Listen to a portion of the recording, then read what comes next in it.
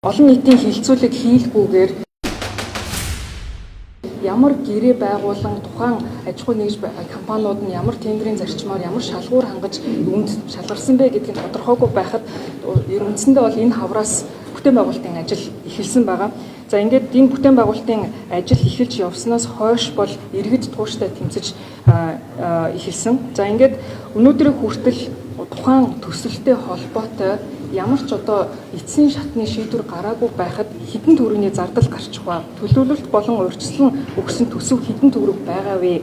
Мөн тухайн одоо газар шорооны ажил болон тухайн байгаль орчин нөхөн сэргээлттэй холбоотой одоо үүсчээд байгаа хохирлыг барагдуулахдаа хэдийн хэр хэмжээний хохирол үүсэн түүнийг хэрхэн барагдуулах вэ гэдэг асуулт бол нээлттэй хэвээр байна.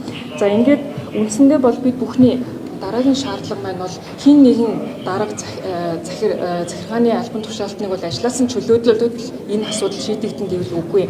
Өнөөдрийн байдлаар бид бүхэнд мэдэгдэж байгаа 500 гаруй тэрбум төгрөг маань бол бид бүхний одоо урьдчилсан төлбөр гэдгээр нь энэ туулын хурдны зам төсөл рүү бол орчихсон.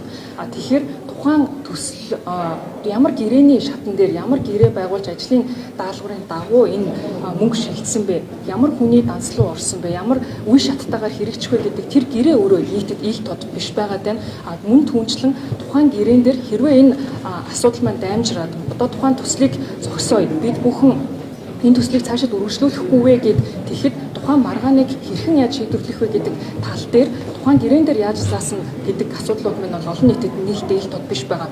Тэр утгаараа бид бүхэн маань хамгийн түрүүнд энэ гэрээнүүдийг нээлттэй ил тод болгох ёстой. Тэр ардчилсан намын бүлийн зүгээс үндсэндээ бол бид бүхэн дан ганц хин нэгэнд хариуцлага тооцох биш. За дээрэс нь зөвхөн төсөл зогсоолоо гэж мартаад орхих биш. Хамгийн гол нь одоо гарчихсан байгаа энэ төсөв мөнгийг бид бүхэн зайлшгүй хариуцлагатайгаар буцан төвлөрүүлэх. Дээрэс нь хариуцлагагүй шийдвэр гаргасан хүмүүс маань ингээд л тоглоом тоглож байгаа юм шигээр усын төсвийг өрн таран хийгээд ажиллаа өгсөн штэ гэдэг нэрээр хариуцлага хүлээсэн юм шигээр айшилж бас болохгүй.